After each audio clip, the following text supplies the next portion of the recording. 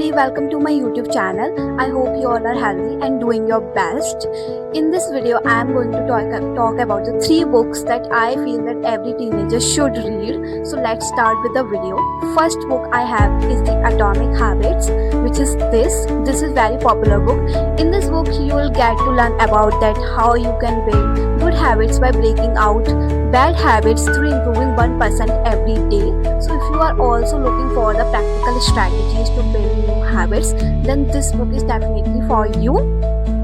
So yeah, second book I have is this, Do It Today. In this book you will get to learn about that how you can overcome procrastination and how to feel more productive during work. This is really very good book. I had already read this book.